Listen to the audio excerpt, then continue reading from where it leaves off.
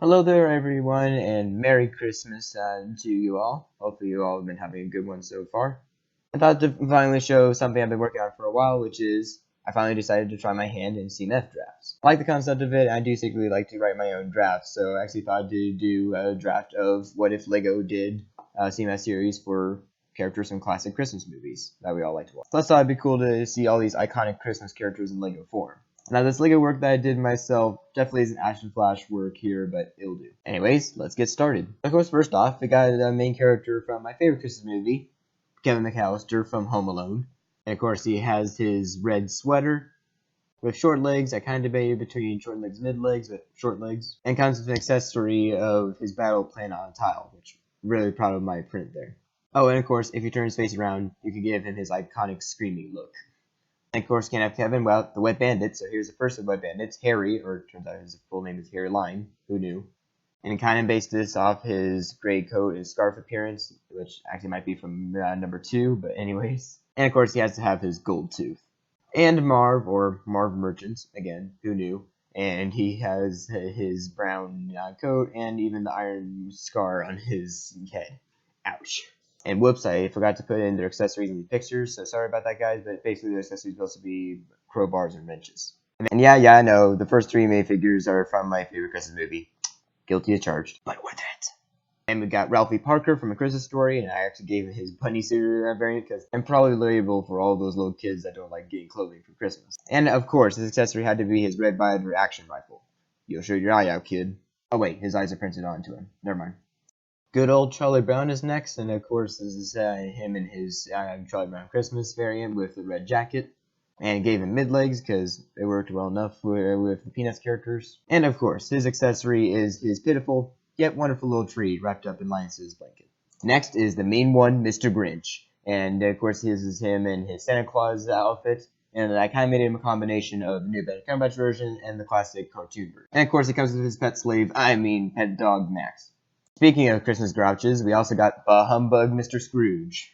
And with this figure, I'm not really basing him on any version of Scrooge in particular, just kind of like the way I would imagine Scrooge. But I was partly inspired by illustrations from books and a little bit from some of his movies. And have him complete with the trench coat that I designed and top hat, and he comes with accessory of a cane to walk around with. Rudolph the Red-Nosed Reindeer, sorry.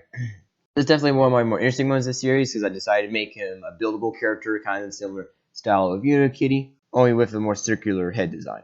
And no accessory here because he's a buildable character. That's enough. Frosty the Snowman. Sorry, so many Christmas carols. I was also trying to make this guy a buildable figure, but I realized that wouldn't really work and didn't look quite right. And gave him a new top hat and scarf, and also a new color for the broom. Now, someone please answer me, why does Frosty the Snowman always say, Happy Birthday, instead of Merry Christmas? The jolly happy Will Ferrell, Buddy the Elf, is next. And this guy was really hard because apparently none of my digital programs I used to make all these guys had elf outfits, so I had to literally paint this over a Santa torso, so that was a lot of work. He's definitely a fun character, so I had to include him. And of course, this accessory is the part that disgusts my family every year, the bottle of syrup. Santa Claus is here in town. Well, only a different kind of Santa Claus, the Tim Allen Santa Claus, that is. And he even comes with a beard, so you can actually transform him into, well, Santa. And I gave him his red Santa pajamas to keep things from being too generic. And his accessory is a green sack. All aboard the Polar Express, because we got the Polar Express conductor here. And not to ding my own bell or anything, but I definitely think this is the most accurate looking minifigure in the series, and I really think I did a good job on it. And of course, he has all things conductor here, even giving him a special conductor hat, and his accessory is the gold Believe train ticket. Of course, you gotta punch out that ticket for somebody, so that's why I next have Hero Boy. Yes, if you actually look up the cast list for Polar Express, that's actually literally the character's name. Yeah, original name, guys. And like the other kids that I include in the series, I did give him mid-legs, and I tried to do my best to make a good night robe for him there. And of course, this accessory is a cup of hot chocolate. That's the part I have. The next 2 figures are probably characters like I would not include if they did make figure series like this, but anyways, let's do this. Next, we got Chevy Chase, or Clark, whatever his name is. I actually haven't seen Christmas Vacation. I've heard some good and bad things. But we got him in his brown jacket and tie, and of course his Santa hat. Love that little smile that I gave him there. And I wasn't able to find the parts that I needed for the accessory, but his accessory would be Christmas lights for him to attempt to decorate the house with. Now here's one Lego definitely would not include, even though he did make an appearance in the Lego Movie 2. And that's Bruce Willis. And while I call him Bruce Willis here, you can probably guess who he's actually supposed to be. Let's just say from a certain movie that is debated to be whether a Christmas movie or not. And he comes with a nice slick hair and tank top. And that accessory is one last hint for what that movie is. Moving on. Now into a more meaningful movie. George Bailey is here. And it's definitely interesting having to look up colorized pictures for sources here.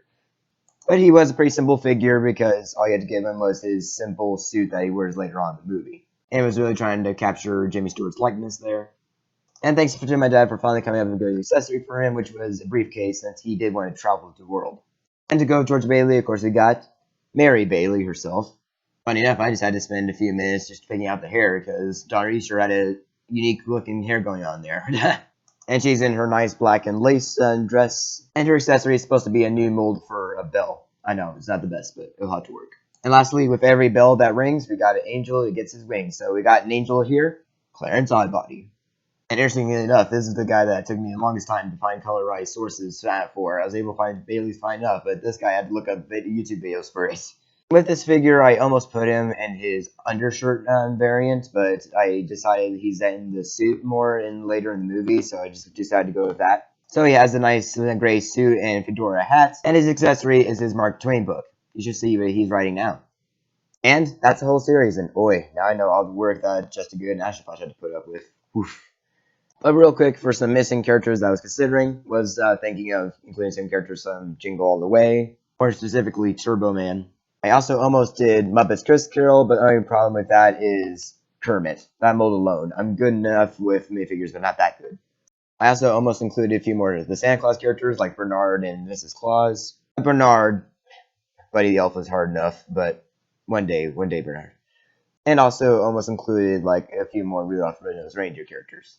And I'm sure there's many other movies and characters I forgot about. Let me know if you, and I think I forgot any major ones. But this was really fun to work on, making Lego versions of these iconic Christmas characters. And a lot of these are probably Christmas traditions for me and probably a lot of you. So let me know, guys, what character in this series was your favorite? And what's your favorite Christmas movie? And did you think I left any characters behind? Let me know in the comments down below.